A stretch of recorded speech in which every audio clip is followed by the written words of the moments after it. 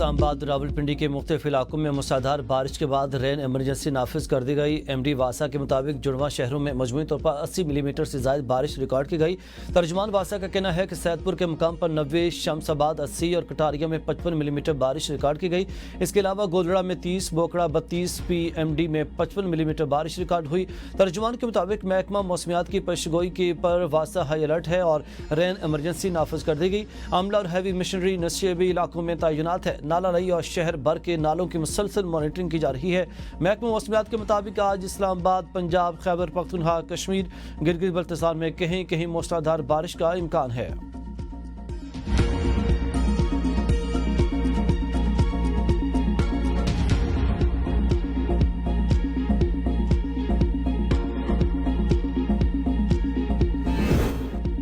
अमेरिकी सदर Donald Trump ने भारत पर 25% टैक्स लगाने की धमकी दे दी। सदर ट्रंप ने स्कॉटलैंड से वापसी पर अमेरिकी मीडिया से गुफ्तगू करते हुए कहा कि भारत ने अगर तिजारती माहिदा न किया तो इसे 25% टैरिफ देना पड़ेगा। भारत एक अच्छा दोस्त रहा है, लेकिन इसने बुनियादी तौर पर तकरीबन तमाम मालिक से ज्यादा टैरिफ वसूल किए।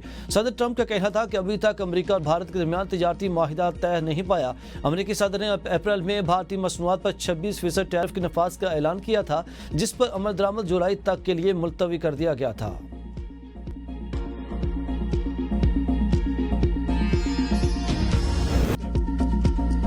दुनिया मुख्तलिफ है, पाकिस्तान ने भारत से तारीखी जंग जीती। वज़ीर आज़म शहबाज शरीफ का तकरीब से खिताब, कहा पाक भारत की 4 रोज़ा जंग इंतहाई खतरनाक थी, कौम की दुआएं हमारे साथ थीं। पाक फौज ने बहादुरी महारत के साथ हिंदुस्तान का मुकाबला किया। इसमें हमारी फ़ज़ाई अफवाज ने भी शानदार अंदाज में अपनी जुर्रत दिखाई। एक एक लम्हे का गवाह हूँ। बतौर वज़ीर आज़म अफवाज पाकिस्तान के साथ मशवरा कर रहा था, फील्ड मार्शल के साथ राब्ते में था। कुछ लोगों का ख्याल था कि पाकिस्तान हिंदुस्तान का मुकाबला नहीं कर सकता, लेकिन इस जंग के बाद ये सोच खत्म हो गई। अमेरिकी सदर डोनाल्ड ट्रंप ने कहा है कि पाक भारत जंग में ने रुकवाई है। पाकिस्तान की इससे बड़ी डिप्लोमेटिक कामयाबी और क्या हो सकती है।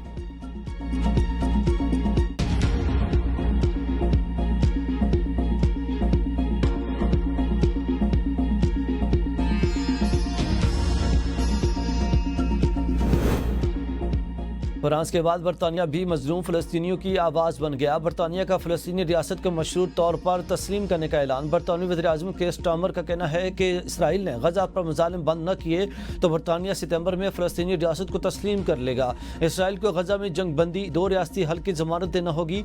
बरतानवी वज़ीर ख़ारजा डेविड लेमी ने कहा है कि गजा में तबाही दिल दहला देने वाली है, बच्चे भूख से मर रहे हैं। बरतानिया 2 रियासती हल की हिमायत करते हुए जिम्मेदारी का मुजाहरा करेगा। नेतन्याहू हुकूमत का 2 रियासती हल को मुस्तरद करना गैर अखलाकी है।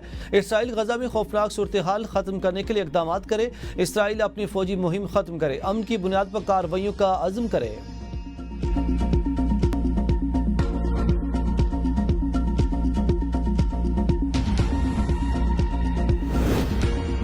अमेरिकी सदर डोनाल्ड ट्रंप ने फ़लस्तीन को तस्लीम करने की मुखालिफत कर दी। व्हाइट हाउस में मीडिया से गुफ्तगू करते हुए सदर ट्रंप ने कहा कि हमने बरतानवी वज़ीर आज़म से 2 रियासती हल पर कोई बात नहीं की और ना ही फ़लस्तीनी रियासत को तस्लीम करने पर कोई तबादला ख्याल हुआ।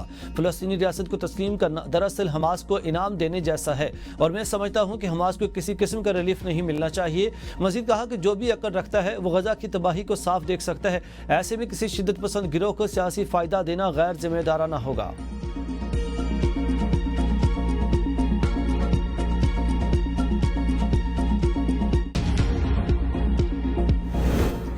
इसराइली बरतानवी वज़ीर आज़म के बयान को मुस्तरद करते हैं। मशहूर तौर पर रियासत तस्लीम करने के बरतानवी ऐलान पर इसराइल का रद्द-ए-अमल। इसराइल वज़ीर ख़ारजा ने कहा कि बरतानवी हुकूमत मौक़िफ़ में तब्दीली फ्रांसीसी इक़दाम और दाखिली सियासी दबाव का नतीजा है। बरतानवी हुकूमत का मौक़िफ़ हमास के लिए एक इनाम के मुतरादिफ है। बरतानिया का ऐलान गजा में जंगबंदी हसूल और यरगमालियों के फ्रेमवर्क की कोशिशों को नुकसान पहुँचाएगा।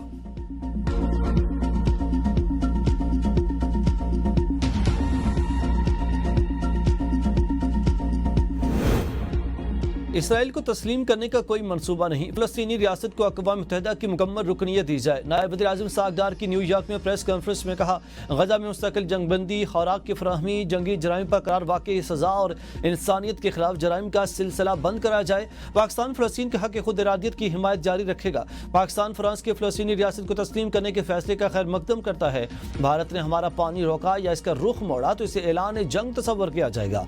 भारत के साथ डायलॉग होगा तो कंपोजिट डायलॉग होगा। भारत जब चाहे जामे मुज़ाकरात के लिए पाकिस्तान तैयार है। 3 दरियाओं पर हमारा हक है, पानी की एक बूंद भी छोड़ने के लिए तैयार नहीं। फील्ड मार्शल सैयद आसिम मुनीर की क़यादत में पाक फौज अमन के लिए कोशा है। भारत की जानिब से मुतराज़ बयानात की वजह से पाकिस्तान अलर्ट है।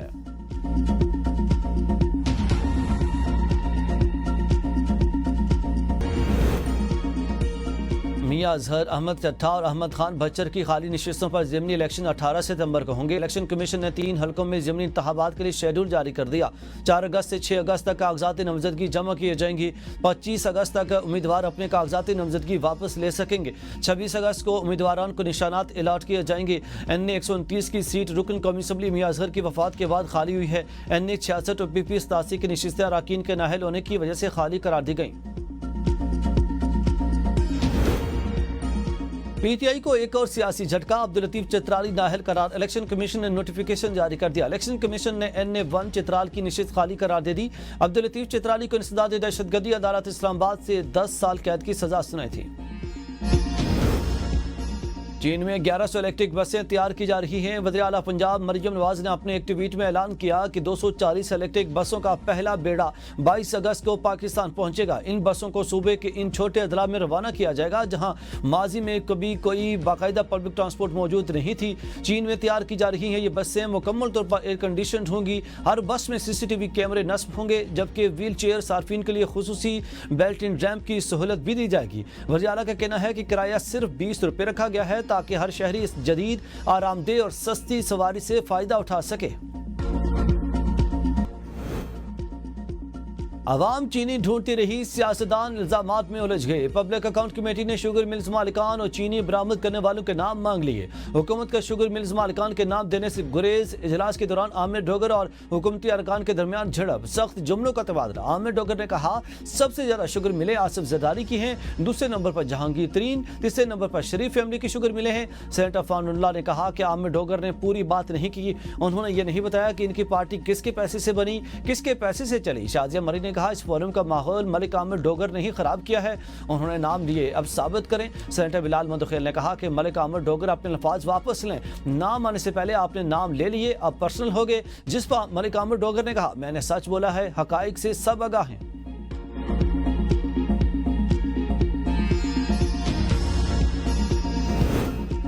वज़ीर-ए-आज़म चीनी की बरामद के हक में नहीं थे। चीनी से मुतालिक ऐसी सूरत हाल नहीं जैसे बयान की जाती है। वफाकी वज़ीर राना तनवीर कहते हैं 6-7 मिल से चीनी की दस्तयाबी का मामला था जो मैंने हल करा दिया। मौसमियाती तब्दीली की वजह से गन्ने की पैदावार कम हुई। वज़ीर-ए-आज़म शहबाज शरीफ ने फरवरी के शुरू में कहा कि पैदावार कम है तो बरामद रोक दें। कीमत न बढ़ने की बात सीजन के हवाले से की गई। शुगर माफिया के आगे हुकूमत बेबस। चीनी स्कैंडल दिन दिहाड़े अवाम की जेब पर डाका है। नदीम अफजल चंद की ABN के प्रोग्राम सवाल से आगे में गुफ्तगू, कहा चीनी स्कैंडल पर शफाफ इंक्वायरी जरूरी, जिम्मेदारों को बेनकाब किया जाए। पहले चीनी एक्सपोर्ट फिर इंपोर्ट करके अवाम को दोनों तरफ से लूटा गया। गन्ने की कीमत मुकर्रर की गई मगर किसान को अदायगी नहीं हुई। पानी की किल्लत के बावजूद गन्ने को प्रमोट करके ज़राई तवाज़ुन बिगाड़ा जा रहा है। कार्टन, गंदम, चावल कौमी फसलें हैं मगर शुगर लॉबी इन्हें खत्म कर रही है।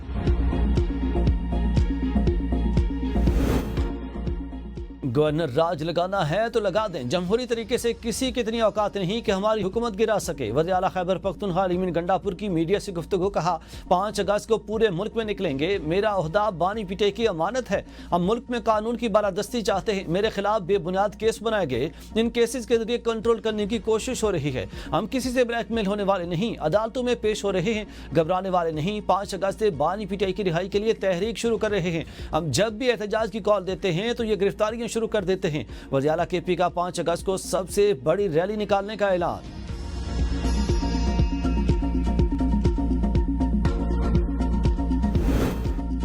कराची में बिजली की लोड शेडिंग ने आवाम का जीना दोबर कर दिया कि इलेक्ट्रिक के सामने हुक्मरान भी बेबस। हुकूमत और अपोजिशन फट पड़े। सीनियर वजीर शर्जील मेमन ने असम्बली इजलास में इज़हार ख्याल करते हुए कहा 18 घंटे लोड शेडिंग हो रही है।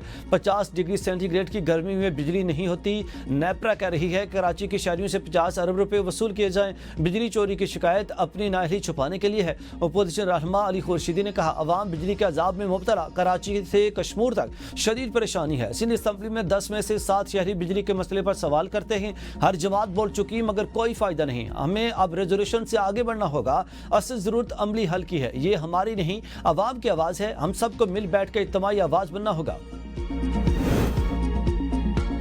गदागरी एक लानत, पेशावर भिखारियों के खिलाफ हुकूमत मुतारिक। पंजाब असम्बली में गदागरी के खिलाफ करारदाद मंजूर।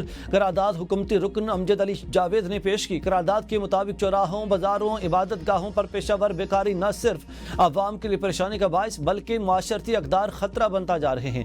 मुनज़्ज़िम गिरोहों के खिलाफ कार्रवाई, मजबूर गदागरों के लिए बहाली मराकज, फनी तरबियत और माली मावनत फराहम की जाए। बैरून मुल्क भी गदागरी से पाकिस्तान का वकार मजरूह हुआ। ABN न्यूज़ की जानदार रिपोर्टिंग के बाद हुकूमत ने इस सिलसिले में अमली इकदाम उठाने का फैसला किया।